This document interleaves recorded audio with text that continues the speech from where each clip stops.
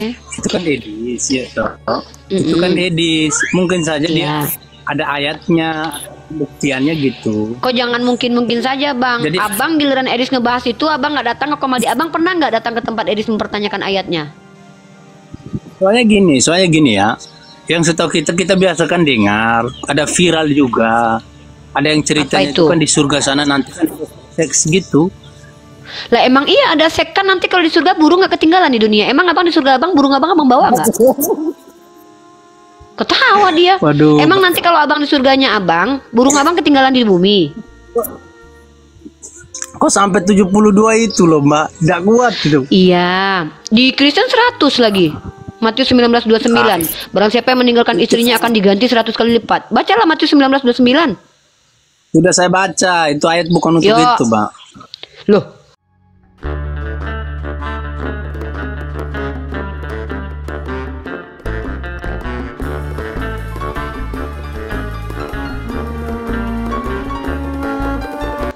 Itu untuk di surga atau untuk di dunia dikasih 100 kali lipat?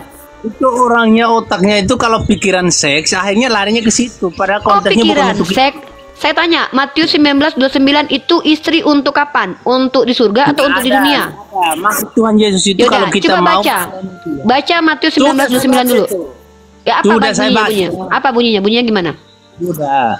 Jadi gini, ini kalau orang Kristen ngaku-ngaku sudah baca tapi nggak bisa menjelaskan begini, ini berarti Anda ngatur saya. Anda orang yang sok tahu lalu memaksa saya untuk ikuti pandangan Anda. Anda menjajah saya di sini. Saya mau jelaskan minta baca dulu. Gimana Anda mau jelasin Anda nggak baca? Baca Matius 19:29 dulu. Enak saja saya diatur-atur sama orang ini. Anda bukan Islam kok ngatur-ngatur saya. Saya mau jelaskan. Saya malah menjajah. Jelasin. Kan Pak yang angkat ayat saya. Jadi saya mau jelaskan ini. Ayat itu iya, baca dulu. Kita mau melayani Tuhan, tinggalkan semua, termasuk istri dan seterusnya. Bukan dijanji untuk mau dapatkan 100 istri. Jangan tipu saya. Jangan kau berani tipu saya. Saya paling nggak suka dengan penipu loh. Saya kalau depan saya orang jujur saya terima. Tapi kalau penipu di depan saya, mau laki-laki mau perempuan, saya nggak terima. Kamu baca, makanya saya bilang kamu suruh baca. Kamu saya suruh baca, kamu nggak berani baca. Saya bacakan buat kamu nih. Dengarkan baik-baik kitab sucimu. Kenapa kamu jijik kamu dengarkan kitabmu? Kenapa saya tidak boleh membacakan kitabmu kepadamu biar kamu dampak di sini menipu saya? Saya paling tidak suka ditipui orang loh. Saya di sini ingin membuktikan bahwa saya tidak berbohong. Kamu baca baik-baik kitabmu, jangan kamu tipu saya.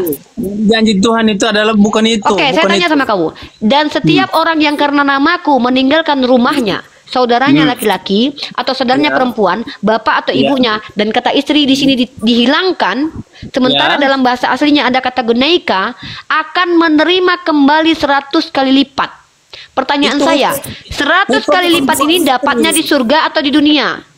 Iya, upah itu bukan istri, maksud tujuan itu bukan istri. Oke, kamu lihat, kenapa kalau bukan istri, kenapa kata istri dihilangkan? Kita harus tinggalkan kesibukan duniawi. Mana di situ itu perintah, kamu jangan nipu lah. Mana ada begitu tertulis. Kalau kamu baca nih. Sudah and everyone that jangan kamu suka. Berarti kau memaksakan pandanganmu kepadaku. Enak aja kau nipu-nipu aku. And everyone that had for second house or burden or sister. Tinggalkan semua hal keinginan daging. Diam dulu. Mana di situ. Tinggalkan keinginan daging. Mana. Bukan untuk menjanjikan. Ya mana tertulis harus tinggalkan, mana tertulis di kitabmu harus tinggalkan. Jangan kau tipu aku, penipu. Aku nggak suka sama laki-laki penipu nih. Mana kau ditulis di kitabmu kau harus tinggalkan. Di sini tertulis, dan setiap orang yang karena namanya saudaranya laki-laki dan kata istri di sini dihilangkan. Kau lihat dalam King James Version ya. Jangan kau tipu-tipu aku. Jangan kau tipu-tipu aku loh. Enak aja nipu-nipu aku di sini. Sabar. Kau nipu-nipu. Sambil jangan beradab sama aku tuh nggak boleh nipu-nipu. Sekarang dengar sini manis.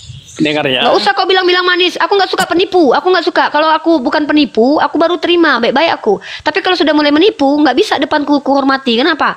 Penipu itu adalah orang yang paling jahat di dunia loh. Yo, baca Matius 19:29. Matius 19:29. Baik-baik sama aku nggak apa-apa. Ingat ya teman-teman ya, baik muslim ataupun non-muslim ketika menipu saya terang-terangan, ini komal saya. Tidak akan saya izinkan penipuan. Makanya baca kitabmu dulu, baru kau jelaskan. Aku kok pikir nggak bisa bahasa Indonesia apa? Aku bisa bahasa Indonesia kok. Di situ nggak ada tertulis harus tinggalkan keluarga daripada Tuhan. Nggak ada begitu. Tertulis di situ. Dan siap 19 ayat. Kontak. Baca 19 nomor 29. 19 nomor 2. Enak aja kita disuruh ikut pemikiran dia.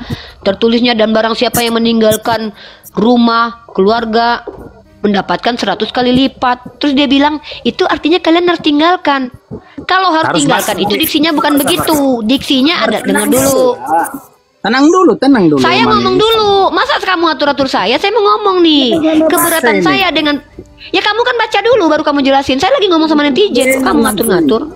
Dengar malah. Kamu baca dulu baru kamu jelaskan. Nanti saya kasih kamu kesempatan menjelaskan. Saya ngomong dulu sama netizen. Kenapa saya keberatan sama kamu? Kamu tahu nggak kenapa saya marah sama kamu? Saya jelaskan dulu sama netizen. Kamu mute dulu. Kamu di koma saya kok ngatur-ngatur saya. Teman-teman, kenapa saya marah sama abang ini? Pertama, teman-teman, dia menjelaskan segala sesuatu tentang kitabnya itu nggak masalah. Itu keimanan dia loh. Itu tafsiran dia. Tapi yang tertulis dalam kitabnya menggunakan bahasa Indonesia itu clear loh teman-teman. Nih saya bacakan ya. Dan ingat teman-teman, masalah yang ada di sini bukan hanya sekedar masalah ada kata istri yang dihilangkan. Ingat ya, di terjemahan baru seluruh orang Kristen di Indonesia tidak akan menemukan kata istri. Kenapa? Kata istri telah dihilangkan. Padahal dalam teks asli ada kata geneika. Geneika bahasa Yunani adalah istriku, istri. Dan dalam King James Version, orang Kristen yang berbahasa Inggris itu masih melihat kata istri. Mari kita dengarkan bahasa Indonesianya baik-baik. Nanti biar dia yang menjelaskan teman-teman. Tapi kalau dia menjelaskan sesuai doktrinnya, kita berhak menolak. Kenapa? Kita bukan orang Kristen. Enak aja kita mau ditipui. Saya baca pelan-pelan teman-teman. Pelan-pelan teman-teman. Nggak ada tipunya. Sekarang gini, dengar dulu baik-baik. Saya lagi baca dulu. Anda nggak mau baca dari tadi kitabmu loh. Ini saya mau baca kalau ini. Kamu, ya udah silakan kamu baca dulu baru jelaskan. Baca satu ayat itu. Baca dari ayat berapa ini? Kalau saya mau dengarkan dari ayat 29 aja. Ngapain panjang-panjang? Emang di gereja kalian baca satu perikop? Ya, sekarang dengar sini. Dan setiap maksudnya itu kan ayat 29 ini toh. Jangan jelaskan dulu, baca dulu. Ini orang gimana sih? Dan setiap orang yang karena namaku meninggalkan rumahnya, saudaranya laki-laki atau saudaranya perempuan, bapak atau ibunya, anak-anak atau ladangnya. Oke, stop dulu. Kamu tahu nggak kata istri di bentar dulu. Ya, bagaimana? Saya tanya sama kamu tahu nggak? Dalam teks asli kitabmu, kamu tahu nggak hal ini? Kata istri itu dihilangkan di LAI, kamu tahu nggak? Kamu tahu itu? Kamu tahu nggak kata istri dihilangkan? Oke, saya kasih bukti ya. Nih teman-teman, mereka itu karena baca terjemahan LAI yang kata Yonatan Purnomo itu mengalami 6.000 kesalahan, dia bilang nggak ada. Kamu baca dalam King James Version nih. Nih, kamu tahu King James Version? King James Version ini adalah terjemahan yang digunakan oleh orang di luar negeri. Kamu nih, aku tahu kalau kamu nggak bisa bahasa Inggris nggak apa-apa. Ini kita baca nih. And everyone that had forsaken house or brethren or sister or father or mother or wife. Ini terjemahan King James Version loh. Ada nggak ini di dalam LAI? Nggak ada. Kenapa dihilangkan? Malu. Sekarang sebentar dulu. Saya tanya. Ini King James Version. Sebentar dulu, kita belum bahas tafsirannya, brother. Saya lagi bahas, kamu tahu tidak? Kalau kata istri di dalam terjemahan LAI itu ditiadakan, kamu tahu nggak informasi itu? Itu dulu yang pengen kamu. Kalau kamu orang Kristen yang jujur, kamu bisa menemukan di sini kata istri atau tidak? Tidak ada kata istri. Tapi kenapa di King James Version ada kata istri? Ini yang harusnya kamu selidiki dulu, brotherku. Jadi gini ya, sedikit. Sebentar dulu, kamu tahu nggak itu? Gini loh brother, kalau kamu tidak tahu permasalahan kitabmu, ngapain saya harus mendengarkan tafsiranmu tentang kitabmu? Kenapa? Kamu mentafsir dari kitab suci yang sudah ada kata yang dihilangkan di situ. Makanya saya tanya kamu pernah nggak belajar di teologimu, ke pendetamu bertanya, kenapa kata istri dihilangkan di LAI? Kamu tanya itu dulu sama pendetamu. Nah, kamu mentafsir satu ayat yang sudah dihilangkan diksinya. Apa tafsiranmu benar? Ya nggak bisa benar lah. Karena kamu mentafsir dari terjemahan yang sudah dihilangkan kata-katanya. Kalau kamu seandainya betul-betul orang yang berilmu, maka kamu tahu bahwa terjemahan LAI meniadakan kata istri. Ini saya mau dengar toh ini. Dari tadi saya mau dengar toh. Ya udah saya tanya, kamu tahu nggak kalau kata istri dihilangkan di LAI? Sekarang dengar dulu lah, saya mau jelaskan. Apa yang mau kamu jelaskan? Kamu tahu nggak kalau kata istri dihilangkan di LAI? Ini kita mau jelaskan malah ngomong sendiri. Iya, kamu mau menjelaskan apa, brother? Sementara pengetahuanmu tentang kitabmu aja kurang. Kalau masuk sini itu maunya itu kita jadi penonton gitu aja. Bukan. Kalau berilmu boleh menjelaskan. Kalau nggak ada ilmu bertanya saja ke saya. Kamu berilmu nggak? Sekarang dia dengar sini. Ya, sekarang gini.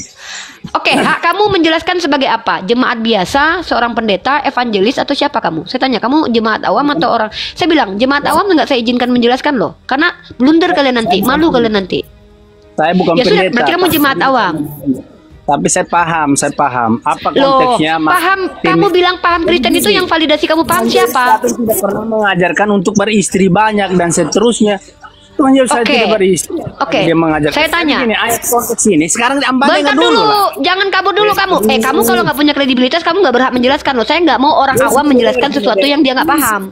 Ya dengar dulu, biar saya jelaskan. Kamu bilang Yesusmu nggak ngajarkan beristri banyak. Jadi, apa tadi kamu bilang? Ayat ini konteksnya itu bukan upah untuk istri. Supaya Mbak tahu. Jadi kalau kita mau melayani Tuhan, kita mau berbakti. Aduh, jangan ngajarin saya cara melayani Tuhan. Mulai itu urusanmu kok. Saya nggak peduli cara kamu melayani Tuhan, itu urusanmu. Saya bukan Kristen. Bukan dia menjaminkan. Saya bukan orang yang butuh ilmu tentang Kristen. Apalagi ada seks-seksnya lagi. Kok malah? Loh, Tuhanmu ngajarin ngambil bini orang kok.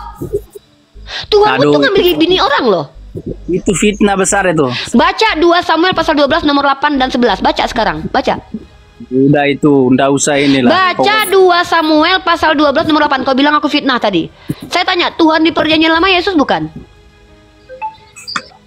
Udah usah saya jelaskan juga. Kan giliran kau kutanya kau nggak mau menjelaskan. Giliran aku nggak butuh ilmunya kau jelaskan. Berarti kau pengen kami suka-suka kau aja. Kamu nggak ini. Saya tanya deh, giliran kau bilang Yesus tidak mengajarkan menikah. Kau ngapain menikah? Kau nikah nggak? Kau nikah? Ya saya nikah karena saya manusia. Ngapain kau nikah? Yesus ngajarin nikah. Yesus juga manusia loh. Tuhan Yesus manusia bukan? Oke, Yesus bukan manusia berarti. Berarti bukan manusia. Berarti bukan manusia. Berarti bukan manusia. Berarti bukan manusia. Ya udah, berarti dia bohong ya. Apakah Yesus mengatakan aku anak manusia, atau aku Tuhan? Itu kata kiasan supaya Mbak tahu. Itu kata. Lihat teman-teman, orang ini naik ke koma saya, mengajak saya mengikuti doktrin gerejanya. Di kitabmu saja, barang siapa yang tidak percaya Yesus sebagai manusia. Makanya saya nggak masuk dari tadi banyak. Islam, saya istri banyak nanti. Nggak perlu orang kayak kau. Kau nggak bisa beristri banyak, kau nggak mampu. Nggak, kau jangankan banyak istri loh. 1 bini aja kau belum bisa loh. Kenapa? Kau belum mampu. Kenapa? Kau pembohong. Kau orang yang tidak diizinkan menikah dengan. Kau pembohong. Kayak mana laki-laki pembohong ini punya istri? Habis bini orang anak orang nanti kau kibuli. Ya orang kayak kau nggak berhak punya istri 1 aja. Istri saya dari itu menikah bisa jadi wajib. Jangan kau ceritakan masalah urusan diam-diam dulu, banyak kan cerita kau udah nggak ada ilmu nih. Dengar teman-teman ya. Saya kenapa marah kepada orang ini? Dia penipu. Dia katakan Tuhannya tidak mengajarkan masalah seks. Dalam 2 Samuel pasal 12 nomor 8, Tuhannya ngambil bini orang untuk Nabi Daud loh. Lalu dia katakan, Yesus saya nggak ngajarin nikah. Kau ngapain nikah? Karena Yesus dia manusia. Kau pikir Tuhan kau bukan manusia? Kau ngomong apa? Aku nggak dengar. Kau di mute. Kau di mute loh. Kalau kau cuma menang congor di sini, ngapain kau di sini? Kau gereja sana jelasin agamamu. Itu yang mute sendiri nih. Aduh, kita ngomong. Aku yang mute kau karena kau ngomong terus kayak cewek kau. Nah sekarang apa yang mau kau omongkan di sini? Sekarang kau bisa tampilkan seperti ini nih. Ini seperti apa ini? Beretika bagaimana? Enggak. Aku tanya, kau ini orang Kristen yang ingin menjelaskan apa ini? Yang saya dengar dari teman-teman Muslim atau dari keluarga istriku, Isa itu adalah manusia yang suci, yang soleh, yang dihormati, dijunjung, ditinggi. Ini Mbak malah tulisnya kayak gini. Islam macam apa ini? Loh, kalau dari istri saya ke keluarganya dikatakan Nabi Isa memang mulia. Yesusmu juga. Tunggu. Iya, udah gantian, selesai. Udah kau. Mbak gantian bisa ngomong boleh. seorang perempuan gantian bisa nggak ngomong? Ini. Bisa nggak gantian ngomong? Bisa nggak gantian ngomong? Kau siapa ngatur-ngatur aku? Bisa nggak ngomong? Nggak enak lah. Kau nggak mau aku nggak mau ganti. Selagi Edis masih mengatakan Nabi Muhammad Raja Seks, aku akan katakan Yesus Raja Seks. Sekarang aku tanya samamu, keberatanmu dengan gelar ini apa? Orang kalau ngomongnya seks berarti suka kali buat seks kayak gini. Memang kau nggak suka seks? Saya suka, tapi kalau ya sudah banyak cerita kau munafik kau. Berarti kau yang suka seks. Nah lucu orang ini ya, dia sendiri suka seks kok. Sekarang saya tanya sama kau, apa keberatanmu dengan gelar Yesus adalah Raja Seks? Bahas yang tentang ini kalau orang laki-laki ya, maaf malah karena jantan kan. Ini perempuan kok tulisnya ini kayak gini ini loh. Kenapa? Kenapa kalau perempuan membahas tentang Yesus apa masalah? Masalahnya kamu kalau bahas tentang Yesus bahas aja, tapi kalau tulis seks kayak gini nggak enak lah sebagai seorang perempuan. Kau tahu nggak ini pertanyaan? Saya bertanya, Yesus Raja Seks. Kau sepakat tidak kalau Yesus itu Raja Seks? Kau jawab aja. Kalau mau apa ini protes orang ini? Masuklah ke Rumbang Edis, protes dia, itu salah dia itu. Ngapain aku protes ke Edis? Justru saya sering nonton. Apalah kau ini bukan kayak penjajah lo, ngatur-ngatur komal orang. Orang Kristen kalau masuk komal Islam pasti menjajah. Masuk ke tempatnya Bang Edis. Kau ini ngapain? Bang Edis menang menurut siapa? Bang Edis menang menurut siapa? Iya, Bang Edis. Udah 2 kali aku ke sana. Ketika Edis kutanya, mana yang lebih hebat, burung Nabi atau burung Tuhan, dia bisa jawab nggak? Itulah aduh kok mulutnya. Ketika Edis kutanya, mana lebih hebat, burung Nabi atau burung Tuhan, dia nggak bisa jawab loh. Aku di-kick loh. Kau suruh pula aku ke sana. Sekarang aku tanya sama kau naik sini mau ngapain? Perempuan kok mulutnya kayak gini nih loh. Loh, ini kalau kenapa Tuhanmu mengajarkan loh? Tuhanmu sendiri mengajarkan ada bentuk kelamin seperti keledai loh. Tuhanmu kalau kau bilang aku vulgar, berarti kau bilang Tuhanmu porno loh. Kitabmu melulu membahas tentang jamah-jamah buah dada. Loh kok kataku? Bukan kataku nih. Nih kitab kalau ngomong nih satu-satu lah. Saya doakan semoga Tuhan Yesus jamah hatimu. Enggak, kau perlu mendoakan aku. Tuhanmu aja berdoa belum tentu diterima loh. Turun kalau mau berdoa ngapain kau berdoa kepada manusia? Ih, kau pikir diterima berdoa kepada manusia? Kalian aneh loh umat Kristen nih loh. Kalian berdoa kepada manusia, kalian pikir kami terima? Kalian berdoa kepada manusia mendoakan kami? Nggak mempan. Kenapa? Yesus pernah berdoa kepada Bapaknya, diterima nggak doanya? Apa yang kalian marahkan dengan ini? Ini adalah sebuah pertanyaan dari diksi yang dibawa Edis. Kalau kalian mau ngamuk sama Edis. Edis menuduh Nabi saya Raja Seks. Buktinya apa? Kenapa? Saya justru bisa membuktikan bahwa Yesus adalah Raja Seks. Kenapa? Dia bergelar Raja di atas segala raja. Jadi kalau kalian mau mengkritisi, kritisilah Edis. Edis, jangan lagi kau hujat nabinya umat Islam. Kenapa? Yang Raja Seks itu Tuhan kita. Karena yang bergelar Raja di atas segala raja adalah Tuhan kita. Karena apa? Kalau dibandingkan burung Tuhan dengan burung Nabi, tentu burung Tuhan kita lebih kuat. Bilanglah begitu. Atau akui burung Tuhan kalian lemah.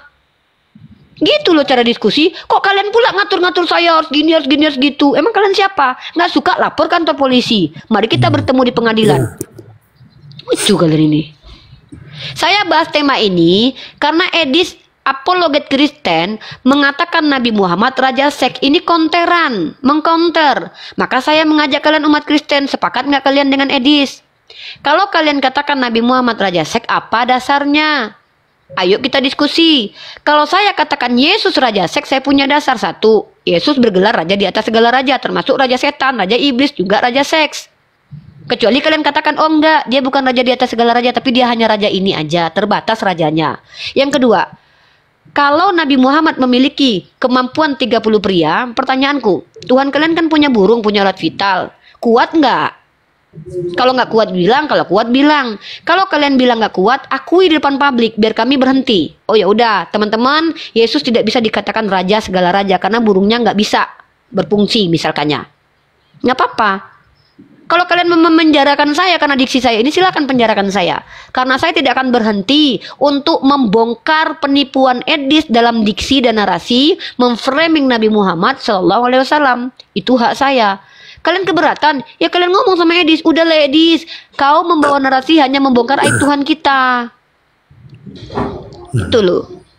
Nah silakan, saya sapa lagi nih. Martin, mau jangan ngatur-ngatur saya ya. Mau bertanya atau ditanya atau menjelaskan, silakan. Enak aja naik nih. Saya Muslim. Saya. Oh, Martin Muslim.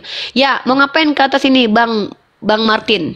Saya sedang mendengarkan oten-oten yang masuk. Ya, Bang Martin nyimak di bawah aja ya, biar kita. Karena ini temanya Yesus Raja Seks, ini kan pertanyaan nih. Kita Ya, tanya biar kepada saya orang belajar Kristen, mereka dulu sama sepakat nggak? pendeta-pendetanya begitu, Mbak. Ya, ya biarkan aja saya diskusi ya. Abang di bawah aja nyimak dulu ya, Bang. Siap. Oke. Baik. Wonder Price Store, Muslim or non-Muslim? Non-Muslim Kristen. Oke. Sebelum saya lanjut ngobrol dengan Anda, saya sampaikan prolog dulu. Saya beda dengan Edis, teman-teman. Kalau Edis adalah orang Kristen yang menaikkan Islam awam lalu ditanya-tanya, kalau saya justru melarang umat Kristen awam naik ke komal saya. Tapi kalaupun ingin naik, orang Kristen awam di sini jangan menjelaskan tapi bertanya saja tentang Islam atau tentang tema. Ya, saya nggak mau mempermalukan kalian seperti Edis yang memang ingin membuat orang Islam malu nanya-nanya. Kalau saya bukan gitu. Saya adalah orang yang ingin ditanya. Sebentar Wonder dulu, saya ngomong sama netizen dulu ya. Saya meminta kepada seluruh non-muslim yang awam naik ke komal ini. Kalau kalian mengaku awam, kalian bertanya tentang Islam. Tapi kalau kalian berilmu, kalian boleh menjelaskan tapi dialog dengan saya. Ya, Anda termasuk yang awam atau berilmu, Wonder? Silakan. Saya nggak mau mempermalukan kalian. Nggak mau saya. Ya, saya mau tanya ini. Bentar, saya tanya, kamu termasuk yang awam atau berilmu? Ya, sedang-sedang lah. Oke, berarti saya kasih kamu kesempatan bertanya saja ya. Nanti kalau ngejelasin Kristen, orang yang berilmu aja blunder, apalagi kamu yang sedang-sedang ya. Saya nggak mau kamu malu di hadapan gerejamu nanti. Oke, Wonder Pastor, silakan kamu bertanya tentang Islam atau bertanya tentang tema saya. Apakah Yesus Raja SKS? Karena ada tanda tanya di belakangnya. Silakan. Wonder. Dasarnya apa? Dasarnya apa? Mantap. Nah, ini baru pertanyaan bagus nih. Baru saudara kita ini pintar bertanya. Ini pertanyaan pintar. Dasar saya mengatakan Yesus Raja SKS adalah pertama, dia memiliki sifat keilahian. Dia yang 100% manusia punya sifat keilahian 100% Tuhan. Contoh, mana lebih kuat? Jari Yesus atau jari manusia biasa? Silakan dijawab. Silakan Wonder. Pintar. Mana lebih kuat? Pemikiran Yesus atau pemikiran manusia biasa? Yesus. Pintar. Mana lebih kuat? Tubuh Yesus atau tubuh manusia biasa? Yesus. Mana lebih kuat? Burung Yesus atau burung manusia biasa? Yesus. Maka dengan demikian gelar Raja Sek bukan kepada Nabi Muhammad, tapi yang paling terkuat yaitu Yesus. Salah nggak saya? Berarti dalam segi dosa juga. Kalau dosa nggak bawa-bawa, saya nggak bawa-bawa dosa. Saya masalah kekuatan nih. Kita bahas kekuatan di sini. Ini kan seluruhnya. Loh, ya kalau dia dikatakan raja di atas segala raja, ya kerajaan semua dia miliki. Kerajaan iblis juga dia rajanya. Kan dia raja di atas segala raja. Dosa? Ya, loh, dia berdosa loh. Kan ada dalilnya bahwa dia telah dijadikan dosa. Raja dosa enggak? Iya, raja dosa. Karena ada tulis kan, dia yang tidak mengenal dosa dijadikan dosa. Ada dalilnya loh dia dijadikan dosa. Anda nggak tahu itu? Itu tertulis di kitab Anda loh. Nih saya kasih data. Makanya dia menanggung semua dosa manusia kan, karena dia raja dosa kan. Nah, Yesus dijadikan berdosa. Kita lihat nih. 2 Korintus pasal 5 21. Buka brotherku. Brotherku yang ganteng. Kita baca. Dia yang tidak mengenal dosa telah dibuatnya menjadi dosa karena kita. Mana lebih banyak? Kalau Yesus menanggung dosa seluruh manusia, mana yang lebih banyak? Dosa dia atau dosa kamu? Ya, karena manusia berdosa, dia yang suci yang menerima dosa itu, atau kita yang maka mana yang paling banyak? Iya, dosa kamu kan tanggung kamu sendiri tuh. Kalau dia menanggung dosa banyak orang, mana lebih banyak? Dosa Yesus atau dosa kamu? Dosa Yesus menanggung. Ya udah raja dosa. Suci kan? Dia yang suci dijadikan raja dosa. Clear. Ngapain kita berdebat-debat hebat kali? Kalau udah diakui jujur gini mah saya mah terima kasih. Ya apa? Ada lagi yang mau ditanya. Oke, dia melakukan. Ada bantahan nggak? Dia melakukan dosa nggak? Dia melakukan dosa nggak? Ada. Dia melakukan dosa. Ada. Apa itu? Berbohong. Yang mana? Di Lukas 24 nomor 46. Buka. Bukalah, brother. Jadi selama hidupnya itu dosanya yang paling parah, berbohong. Oh, enggak. Enggak, kan selama hidupnya kan enggak Ada semua lagi? kehidupannya tercatat. Ada ketika dia sama orang tuanya enggak sopan, itu dosa besar loh, tidak menghormati orang tua. Ketika dia menghilang 3 hari 3 malam, ibunya cari-carian, ada nggak dia minta maaf sama mamahnya? Kalau di Islam berdosa loh kayak gitu loh. Hilang nggak bilang-bilang, sementara dia Tuhan. Mamahnya cari-cariin 3 hari. Ketika bertemu, kenapa kau cari aku? Bukankah aku harus ada berada di rumah bapakku? Nah, bukannya malah minta maaf, sungkem sama mamanya. Mamanya sedih loh. Kenapa kau lakukan ini kepada kami, anakku? Apa kata dia? Ada nggak dia minta maaf? Nah, itu Ini nggak dosa, sopan. dosa Kalau di besar. Islam berdosa nih. Dosa besar lah durhaka sama orang tua. Pernah dia bilang sama ibunya, woman. Dosa itu. Nggak apa-apa, Ngatain orang tua, yang menilai woman. mah di bawah. Iya, yang nilai kan di bawah. Kualitas kita itu yang nilai bukan kita, orang yang Betul, nonton. pinter ya. Betul, orangnya nonton. Heeh. Iya, nggak usah. Lanjut, apa pertanyaan selanjutnya? Tadi Mau dosanya baca yang Lukas mana yang berbohong? Lukas 24:46. 2 Lukas 4. Lukas pasal 24 nomor 46, silakan. Kamu punya Bible kan, adekku? Kalau ada Oke, Bible nggak ya apa-apa. baca Bible. Oke, saya tunjukkan aja ya di sini ya, saya bantu kamu sebagai orang Kristen ya. Orang Islam ini suka bantu-bantu nih. Kami membantu kalian untuk memahami kitab kalian. Boleh saya bantu? Boleh saya Ya, bantu? bacakan. Oke. Lukas pasal 24. Saya tunjukin, nggak usah saya bacakan. Nanti dikira saya nipu lagi. Saya bukan penipu. 46.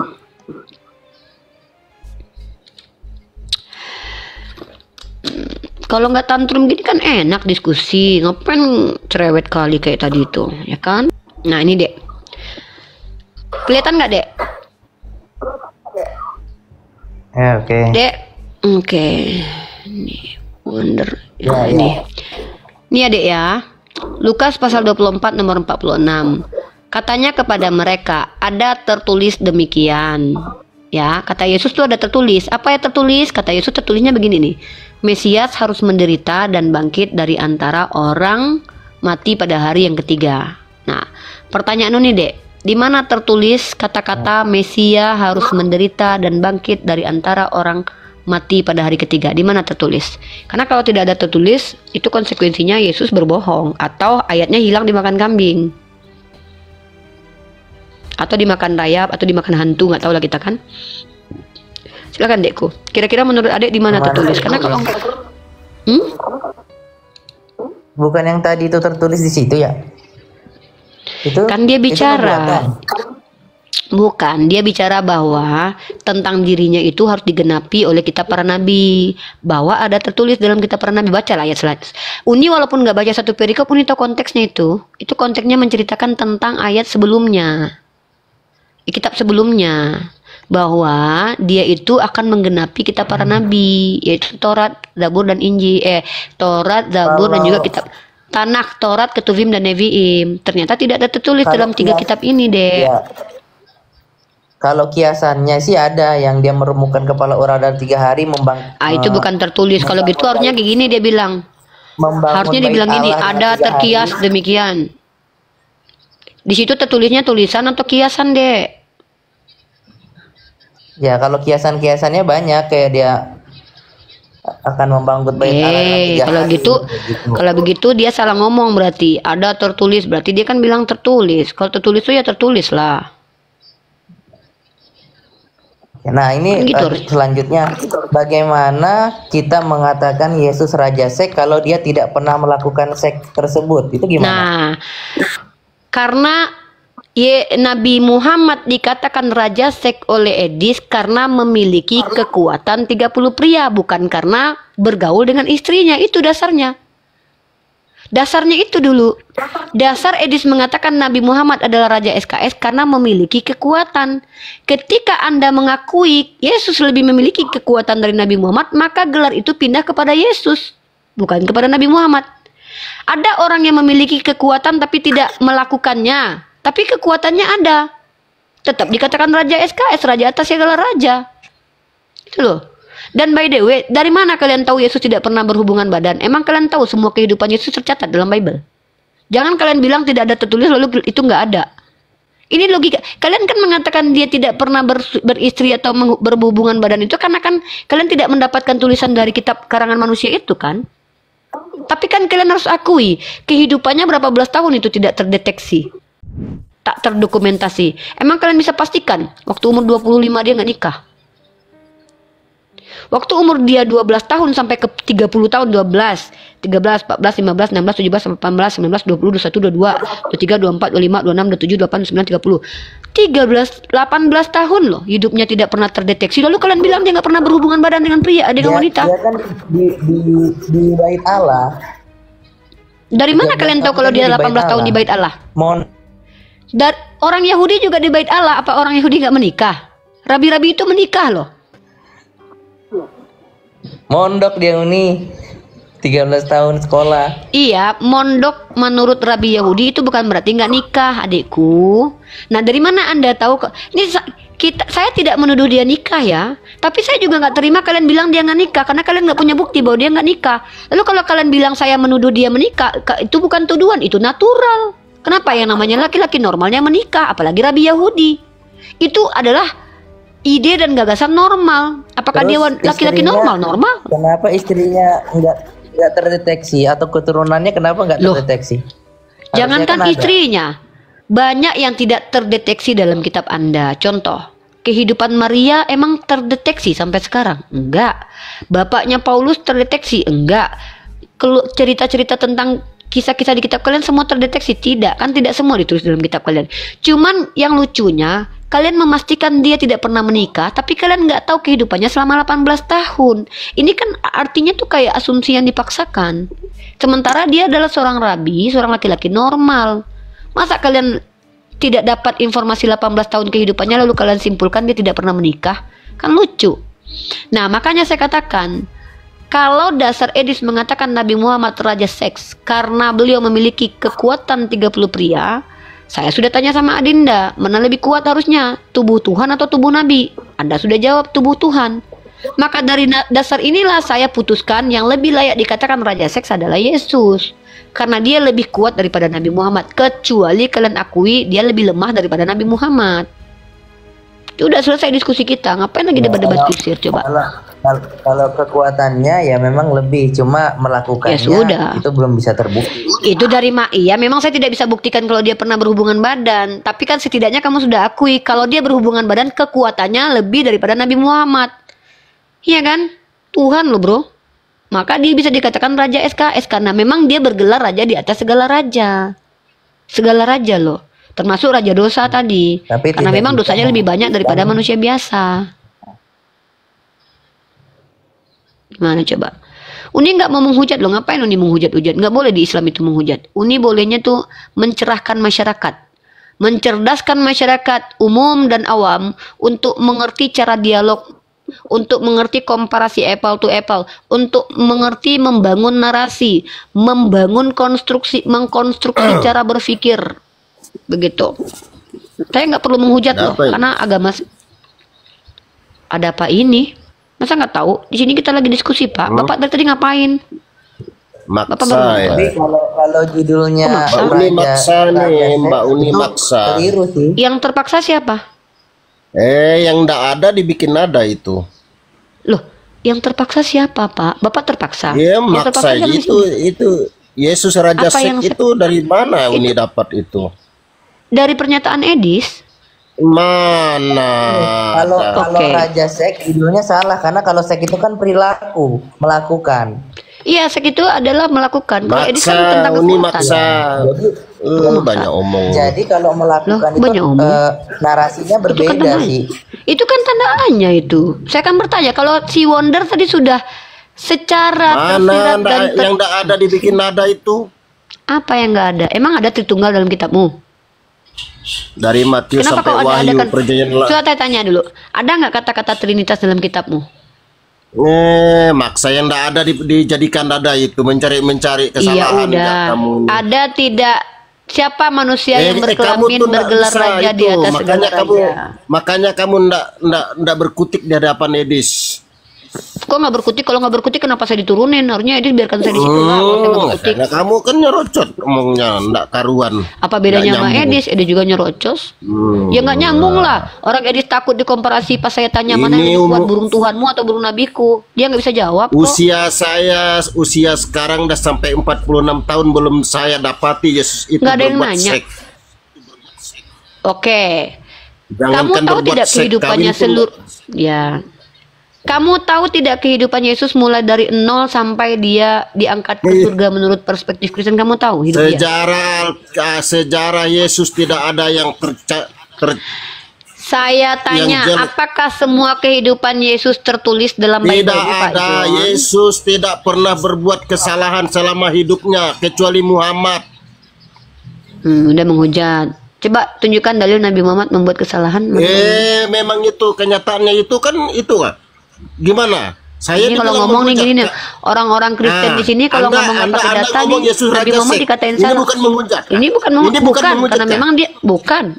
Dia bergelar raja di atas segala raja. Wah, itu dalilnya. Masa ini bukan menghujat? Betul Bukanlah. Kata Edis, kalau saya tanya, dia bergelar raja di atas segala raja enggak? Kalau kalian ngomong masalah Yesus, kalau kalian kok curhat sih? Kita fokus aja ke tema. Anda kan tidak terima. Saya tanya, Yesus apakah raja seks? Saya tanya, yang bergelar raja di atas segala raja siapa? Loh kok salah judulnya? Enggak lah. Ini kan pertanyaan. Kalau Wonder kan sudah sepakati tadi. Gimana sih? Raja seksnya kan itu kan perilaku, sebenarnya kan tidak dilakukan. Seks itu kan artinya berhubungan badan, ya kan? Saya sudah jelaskan ke kamu. Edis mengatakan Nabi Muhammad raja seks karena beliau memiliki kekuatan 30 pria, paham?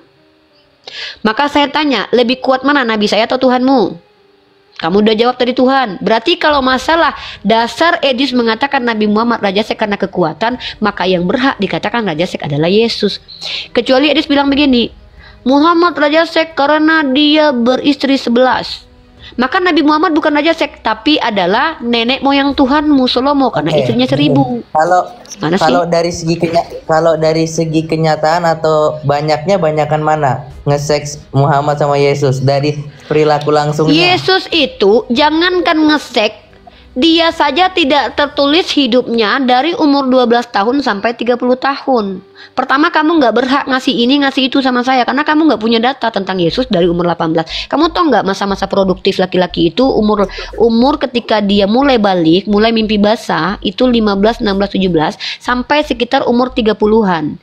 Nah, kamu tuh cuman tahu hidup Yesus cuma 3 tahun, tapi jangan sok tahu tentang Yesus loh. Ketika kalian cuma tahu hidup Yesus selama 3 tahun, lalu kalian simpulkan bahwa itu 3 tahun mewakili seluruh kehidupannya, kan lucu kalian. Nah, saya mengatakan di sini dia dikatakan Raja SKS ada 3 dalil. 3 dalil, perhatikan. Pertama, dalil dari parameter Edis. Parameter Edis mengatakan Nabi Muhammad Raja SKS karena beliau memiliki kekuatan 30 pria. Pahami itu, Wonder. Kalau diam dulu, saya kasih 3 dalil dulu. Ya diam dulu, kan itu dalilnya. Ya sudah kalau begitu terima. Maka Wonder sudah mengakui dibandingkan Nabi Muhammad, Yesus lebih kuat. Maka yang berhak dikatakan Raja SKS adalah Yesus berdasarkan kekuatan. Nah, sepakat. Dasar yang kedua, dalil bahwa Yesus adalah Raja SKS, bahwa Yesus bergelar raja di atas segala raja, sementara Nabi Muhammad tidak pernah bergelar raja di atas segala raja. Maka di antara gelar yang paling berhak dikatakan Raja SKS, Nabi Muhammad atau Yesus? Jawab jujur, Wonder. Berdasarkan gelar. Ya, Yesus. Nah, yang ketiga, kalau yang dimaksud dengan Raja SKS adalah orang-orang yang bisa berhubungan badan dengan banyak wanita, maka Nabi Muhammad tidak bisa dikatakan Raja SKS, Wonder. Kenapa? Nenek moyang Tuhanmu bahkan istrinya 1000, sayang. Siapa namanya? Salomo. Maka ketiga dalil ini menggugurkan gelar kepada Nabi Muhammad sebagai Raja SKS. Maka 2 dalil membenarkan Yeshua HaMashiach Raja SKS.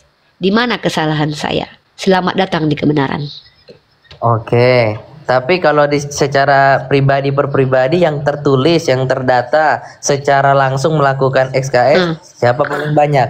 Ya jelas paling banyak itu Solomon. Solomon 1000, Di Daud bini antara orang Yesus diambilkan dan Tuhan. Muhammad. Di antara Oh Yesus jelas dan Nabi, Muhammad. oh dijelas Nabi Muhammad laku, bahkan 11 orang istrinya Yesus aja Oke. jomblo, menurut kalian kan? Oke. Betul. Berarti sudah segitu ya. Ya udah. Loh, itu bukan parameter Raja SKS. Kenapa? Yesus itu jomblo karena pengetahuan kalian hanya 3 tahun tentang Yesus. Apakah dia betul-betul jomblo? Ya belum tahu. Bahkan ada salah satu scholar yang bernama siapa yang mencari manuskrip yang bertulis My Wife. Yesus berkata kepada istrinya, istriku. Siapa namanya itu perempuan yang teman-teman tolong bantu dong. Siapa yang Barbara Tering. Barbara Tering pernah membuktikan kalau Yesus beristri menggunakan teks, ya. Kalian hanya tahu kehidupan Yesus 3 tahun seolah-olah udah tahu kehidupannya 33 tahun, kan lucu. Kalian kan cuma tahu kehidupannya 3 tahun nih. Barbara Tering, ya, Yesus menikah. Mari kita bahas nih. Ini ahli, bukan saya cuma menyampaikan aja. Mari kita bahas Barbara Tering, ya. Barbara Tering. Lebih ngeri kalau ada orang yang memiliki kekuatan 3000 pria tapi tidak dipakai. Itu ngeri loh. Sia-sia kekuatan itu. Nggak ada guna kekuatan itu ya. Kalau Nabi saya jelas perkasa, istrinya puas dengan dia, istrinya bahagia, makanya istrinya nggak ada yang mau dicerai. Iyalah. Nah, itu suatu pujian kepada pria loh. Kamu tanya, kamu pengen kuat atau pengen loyo? Saya tanya, kamu pengen kuat atau pengen loyo? Menurutmu kalau saya katakan kamu kuat itu hinaan, atau katakan loyo baru hinaan? Mana yang hinaan, dikatakan kuat atau dikatakan loyo? Kuat. Nah ya Pengennya. udah, berarti pujian. Iya dong, Nabi saya kuat, berarti itu pujian. Yang nggak kuat itu yang loyo, yang nggak kepake sama sekali, itu baru hinaan. Nah, dalam buku kalian lihat ditulis oleh Barbara Tering, judulnya adalah, bukunya baca deh ya. Penerbitnya Doubleday, tanggal terbitnya 1992, bahasanya bahasa Inggris. Bukunya kamu cari ya bukunya itu ya. Saya belum punya. Nanti kita bedah itu buku. Di ISBN-nya 97805513950 sekian, edisi paperback. Ya. Di sini tertulisnya begini. Tesis utama dari buku ini adalah Yesus adalah pemimpin faksi radikal dari para iman esens. Dia tidak lahir dari perawan. Waduh, Mbak, ngeri juga buku ini ya. Waduh, Ketahuan banget bohongnya. Wah, Udah itu aja mau nggak baca sesuai nih. sama Quran. Loh, kita bicara Yesus bukan Nabi Isa loh. Nabi Isa nggak nikah. Nabi Isa tidak diceritakan beliau menikah, tapi dikatakan Rasul-Rasul itu memiliki istri. Nabi Isa kalau nikah bukan aib sayang, itu justru kebanggaan. Artinya dia berfungsi sebagai laki-laki normal. Kami nggak ada loh umat Islam yang kalau ada yang nuduh Nabi Isa nikah, kami mah nggak marah. Justru kami bangga Nabi-Nabi itu menikah karena dia normal. Artinya mohon maaf ya, alat vital yang diberikan Allah kepada dia itu bermanfaat. Iya, Masa cuma buat kencing doang? Yesus ke dunia bukan untuk itu. Tunggu dulu. Dari mana kamu tahu kalau Yesus ke dunia bukan untuk itu? Ada pernah Yesus bilang sama kamu, aku ke dunia adalah untuk ini, untuk itu? Pernah mendengarkan kata-kata Yesus begitu? Bukan itu tujuannya. Ya, coba saya pengen tahu. Coba tunjukkan kepada saya perkataan Jadi gini, Yesus kepada kamu bahwa tujuannya ini dan itu. Coba. Kok so tahu tentang Yesus nih? Karena Kalau gini kamu loh ya, ingin tahu tujuan Yesus, berarti Yesus yang jawab dong. Masa kamu yang lebih tahu tujuan Yesus ke dunia? Coba, tujuan Yesus ke dunia buat apa? Dan dari mana kamu tahu itu? Jadi karena ndak ada yang mampu hidup suci, jadi yang mampu menjalani hidup suci kuat itu cuma Allah ya. Jadi Allah itulah yang jadi manusia supaya bisa menjalani. Tunggu, bentar. Yang mampu menjalankan hidup suci itu cuman Allah. Ya. Sejak kapan Allah itu dibatasi oleh syariat dan aturan? Ini aneh cara berpikirnya nih. Allah Maksudnya? itu tidak butuh syariat.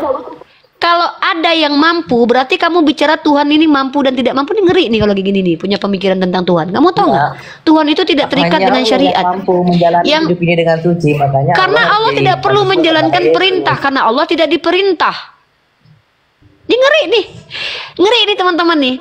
Ketika ada narasi yang mengatakan karena hanya Allah yang bisa hidup suci, lah Allah itu tidak memiliki aturan dari entitas lain loh.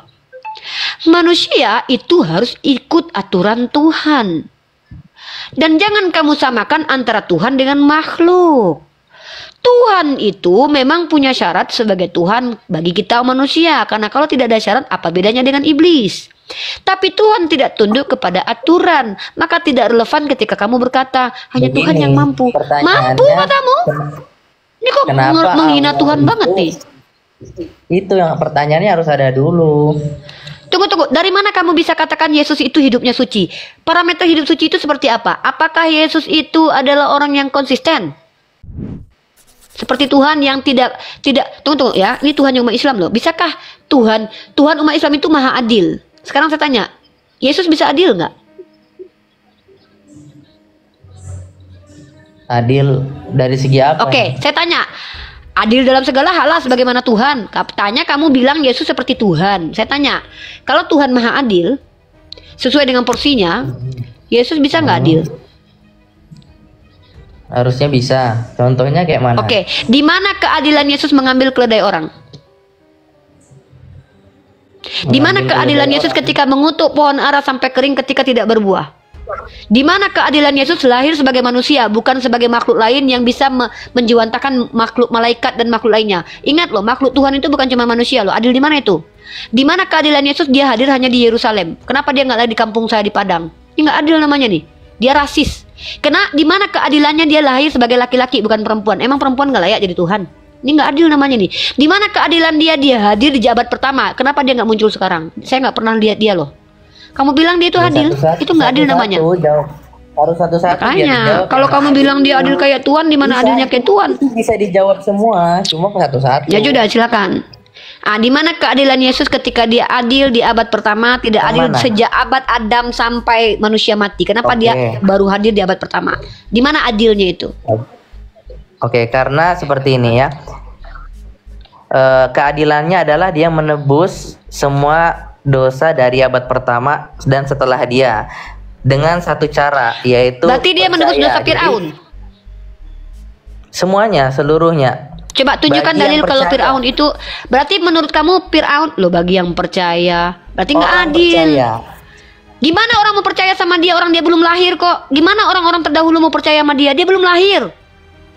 Berarti dia nggak adil.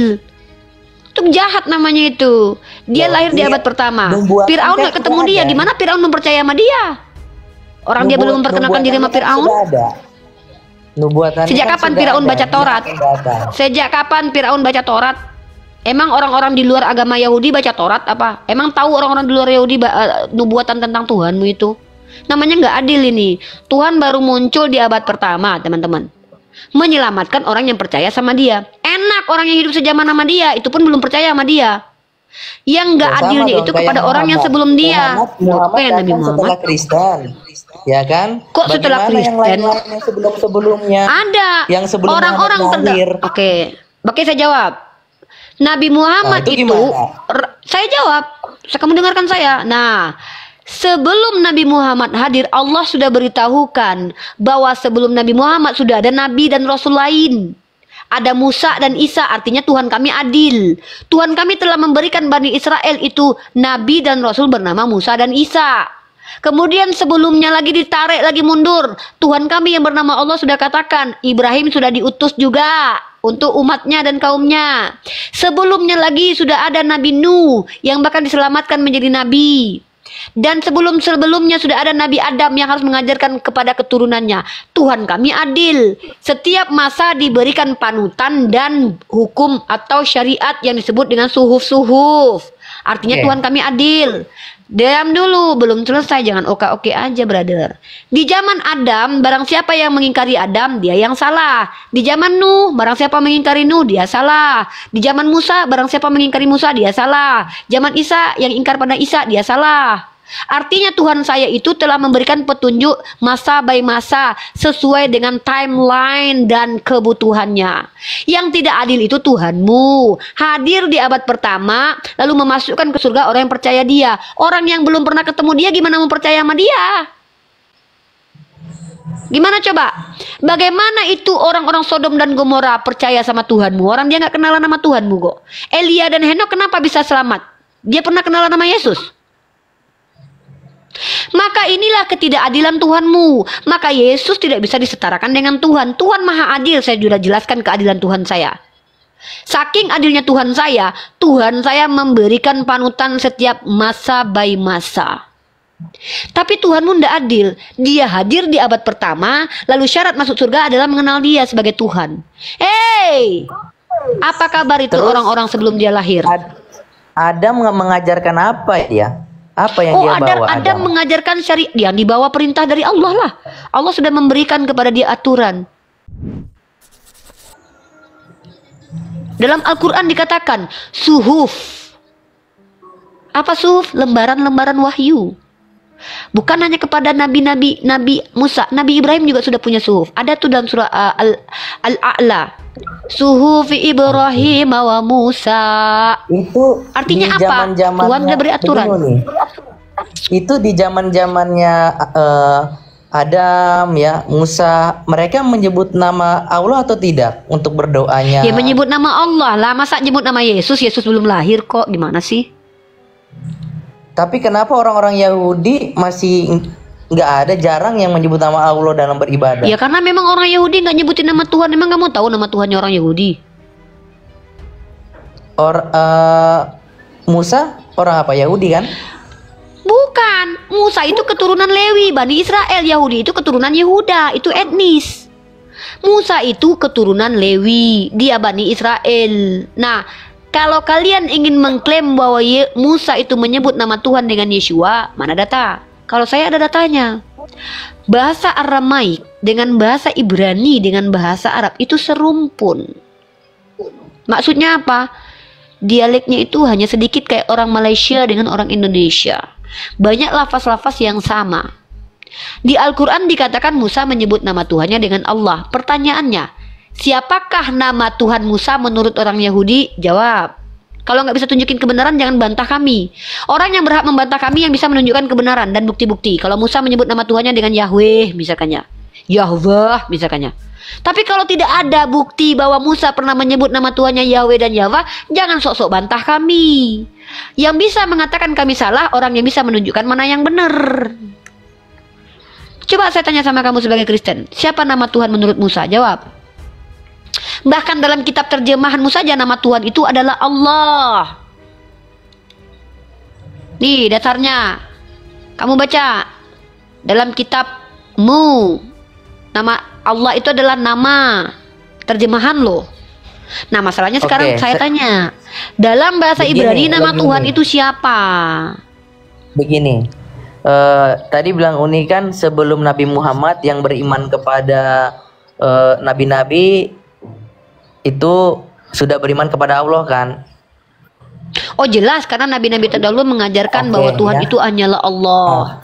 Dari sekarang, dari mulai zaman mana keturunan nabi ini sudah dianggap itu udah salah gitu loh, harus beriman ke Islam? Itu mulai zaman, dan apa salah mereka gitu loh? Saya nggak ngerti ini Wonder. Pertanyaanmu ini tentang apa? Begini, kapan manusia tersesat maksudnya? Ya, manusia jadi, mulai tersesat itu sejak Habil dan Qabil mengikuti hawa nafsunya. Ya, mengikuti apa yang tidak diperintahkan Allah. Contoh menghabisi nyawa anaknya Habil dan Qabil. Itu memang terdapat dalam sirah nabawiyah ya. Tetapi dari awal makhluk Allah bukan ini. Maksudnya begini, generasi kapan atau yang mana yang dikatakan yang beriman kepada nabi-nabi sebelumnya ini sudah melenceng, sudah salah. Sementara ya, setiap sampai saat ini kan kebiasaan-kebiasaan setiap generasi nabi itu ada yang melenceng. Semua lah, dalam kitabmu aja ada tulisannya kok. Dari kalangan Nabi Musa, yang menolak kenabian Nabi Musa melenceng. Dari kalangan Nabi Ibrahim, bapaknya pun melenceng. Bahkan bapaknya pembuat berhala. Jadi kalau kamu tanya ya setiap kalangan Nabi lah. Dari Nabi Nuh semua rata-rata melenceng, makanya dihukum. Dari Nabi mana ya? Dari semua Nabi lah. Setiap Nabi pasti ditolak. Ada yang menolak, ada yang menerima. Yang menerima itu yang benar, yang menolak yang salah. Keturunan yang benar. Nah, keturunan yang benar ini stopnya di mana? Nggak ada. Apakah Islam itu tidak melihat keturunan. Tolong, jangan kamu bawa doktrin agama gini, Dek. Sudut pandang. Tidak ada. Bentar. Bentar. Uni benahi dulu cara berpikirmu. Uni minta maaf ya. Bukan saya keturunan. tahu dong. Oke, bukan keturunan. Bukan keturunan. Pintar. Pintar nih Wonder nih. Tapi sudut pandang yang benar ini ya mulai punah, mulai tidak berlaku itu yang mana? Apakah sampai saat ini di luar Islam tidak ada keturunan sebelumnya yang masih tetap Benar atau seperti apa? Apa pertanyaannya ini, Dek? Tadi mau diluruskan kamu nggak terima. Makanya Uni mau meluruskan dulu cara berpikirmu. Kebenaran itu bukan dari keturunan, Dekku. Kebenaran itu adalah Iya, Uni. pilihan Tapi dari cara kamu. Coba oke coba ya, dengarkan tapi dulu. apakah sampai Coba sekarang nggak ada Wonder. yang di Wonder. luar dari Mau Uni mau bentar dulu, Dek. Setiap hamba Allah itu mendapatkan haknya dari Allah. Apa haknya dari Allah? Pemberitahuan, Dek. Bahkan kalau ada satu zaman yang tidak diberitahukan, Allah tidak memasukkan mereka ke neraka, Dek. Apa nama mereka itu? Ahlul Fatrah. Siapa mereka? Mereka yang tidak mengikuti syariat Islam, yang memang tidak mendapatkan risalah kenabian. Ada. Maka Tuhan kita, Tuhannya umat Islam ini Tuhan yang adil. Kalau tidak ada yang dapat ilmu, kamu nih contohnya nih. Kamu nggak pernah belajar, kamu nggak tahu apa-apa. Maka kamu bisa jadi dimaklumi oleh Allah karena ketidaktahuanmu. Tapi kalau kamu sudah tahu kebenaran dan kamu tolak, kamulah yang dikatakan kafir. Makanya Ustadz Muhammad Nuruddin, salah satu ulama yang masyhur kalangan di YouTube saat ini, yang membuat buku ini ya, itu bahkan mengatakan tidak semua non-muslim itu kafir. Siapa non-muslim yang tidak kafir? Ada orang yang belum Islam, berada di pulau-pulau tertentu dan terpencil. Mereka tidak mendapatkan akses pengetahuan tentang Islam. Mereka belum bisa digelari sebagai kafir. Tapi mereka adalah ujian bagi kami, bagaimana supaya kami terus bisa mengedukasi mereka tentang Islam. Karena kami diberikan kewajiban. Kewajiban bagi kami adalah menyampaikan tanpa harus ada tetek bengek, nyawa harus gini, harus gini. Enggak. Tapi makanya saya buka platform TikTok ini untuk menyampaikan, karena saya menjalankan kewajiban saya. Apakah nanti sampai ini ke pulau-pulau terpencil, bisa jadi videonya dipotong-potong, ada yang lihat, oh ternyata benar juga ya. Akhirnya mereka kembali ke fitrahnya sebagai muslim. Inilah keadilan Tuhan saya. Bahkan orang yang tidak tahu pun akan dimaklumi oleh Allah. Mereka disebut dengan ahli fatrah. Tuhan tidak menghukum seseorang yang berbuat kejahatan tanpa ilmu, bahkan dia tidak tahu itu perbuatan jahat. Kenapa? Diangkat pena catatan amalan soleh dari orang yang pertama ODGJ, karena dia nggak tahu tuh perbuatannya itu salah atau benar.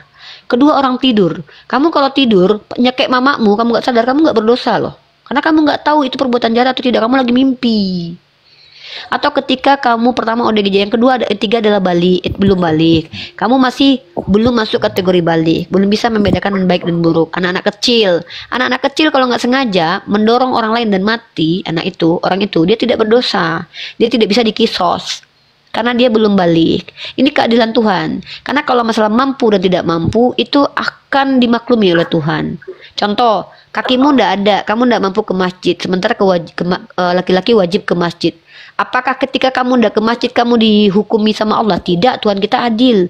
Maka Tuhan memberikan tata cara melalui Nabi Muhammad mengajarkan bahwa yang wajib itu bagi yang mampu. Makanya naik haji pun wajib bagi yang mampu. Tapi kalau mau dan tidak mau, kamu yang pilih, udah tahu ini benar masih kamu tolak, ya udah kamu kafir. Nah, sekarang kita back to topic. Wonder, ambil satu topik yang ingin kamu bahas dengan Uni, biar kita tidak muter-muter lari-lari nih. Saya mau kamu bertanya tentang agama Islam yang betul-betul kamu bingung dan kamu tidak menganggap bahwa ini Islam nggak layak diterima sebagai agama yang betul karena masalah ini. Coba itu yang kamu fokuskan dulu. Mumpung kamu ada di komen saya. Mudah-mudahan saya bisa membantu. Kalau bagi saya Islam ya hanya satu saja kesalahannya. Di luar itu nggak ada sih menurut saya. Semuanya bagus. Dalam arti dalam ibadahnya, keimanan semua bagus. Cuma Islam kan hanya perbedaannya tidak menerima Allah itu tadi dalam mempresentasikan kasihnya untuk manusia ini yang berdosa ini jadi manusia itu aja kan. Kalau yang lain-lainnya kan mereka sesuai Uni jelaskan ya. Lama kan menaati Taurat. Jadi menurut saya nggak ada yang salah tentang itu, hanya satu ya, bahwasanya ya kepercayaan Islam Allah menjadi Yesus itu yang tidak balance, itu aja. Jadi Islam mau diserang dari manapun tidak bakal bisa karena mereka mengikuti ajaran-ajaran terdahulu.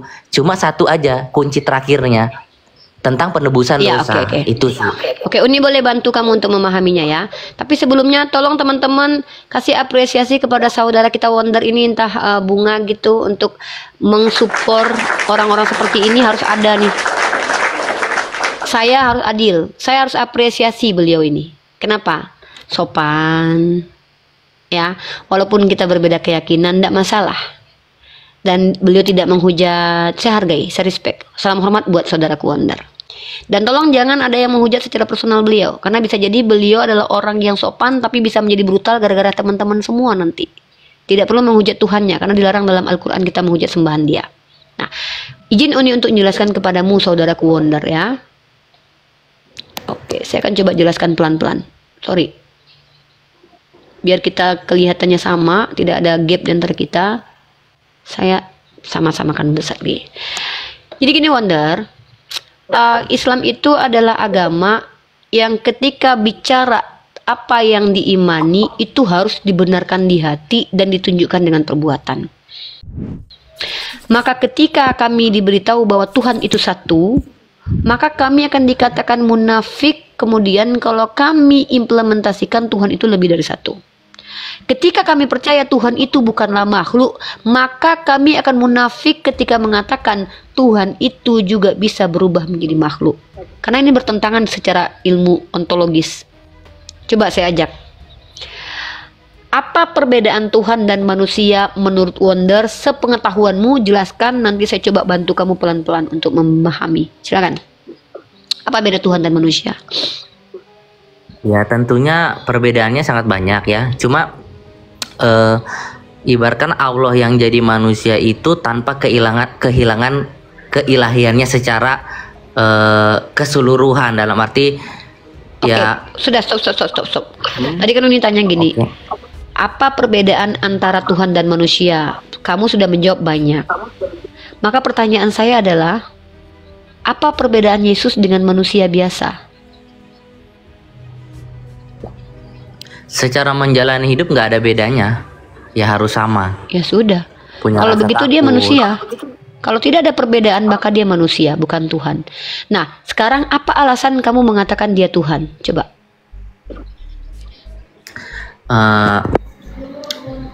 Jadi ya kembali lagi ke ini ya, tujuan Allah tadi itu menjadi manusia, Yuni. Jangan bilang Allah ya, ini penghinaan kepada kami. Allah tidak pernah jadi manusia. Katakan saja Theos atau Elohim atau Yahweh. Maaf ya adikku, Allah itu nama Ismul Zat Wajibal Wujud. Tidak ada dasar Ya, orang kan Kristen boleh mengatakan Allah itu adalah generic name. Di Alkitab kan ada juga Uni, cuma beda logatnya Ya, aja. itu salah. Penyebutan. Ya, itu salah. Terjemahan yang salah dan itu sedang dikritisi oleh orang Kristen sendiri sekarang ya. Ada beberapa orang Kristen yang dari kalangan GO, dari kalangan Oneness itu sudah mulai mengkritisi, termasuk Mas Aldo. Dari kaidah linguistik itu sudah salah kaprah. Nah, sekarang kita back to topic. Apa perbedaan? Apa persamaan Yesus dengan Bapa? Coba, persamaannya apa sehingga dia bisa dikatakan setara dengan Bapa? Apa persamaannya? Kalau perbedaan Yesus dengan manusia tidak ada, berarti dia fix manusia. Maka sekarang saya tanya, kalau dia bisa dikatakan adalah Theos itu sendiri, memang apa kesamaan antara Theos dengan Yesus? Gini nih. Kalau Bentar lagi sholat misalnya maghrib teman-teman. Allah ya, saya panggilnya Allah aja ya. Boleh. Ya, kalau semisalnya Allah itu maha kuasa, dia bisa nggak ya menjadi sesuatu hal ya tanpa kehilangan kealahannya, walaupun itu, atau dia menjadi suatu hal tapi tetap satu. Seharusnya kalau dia maha kuasa kan harusnya maha segalanya ya. Oke, saya jawab. Kalau berdasarkan mau dan tidak mau, dia bisa menjadi apapun yang dia mau. Tapi ketika dia mau jadi manusia, dia mengingkari perkataannya bahwa dia adalah Tuhan, bukan makhluk. Dia penipu. Contoh, saya kasih. Kamu bisa nggak makan kotoran dengan tanganmu sendiri? Ambil kotoran di tank terus kamu masukkan ke mulutmu, bisa nggak? Kalau pertanyaan bisa atau nggak, bisa. Mantap. Mau nggak kamu? Nggak. Ya sudah.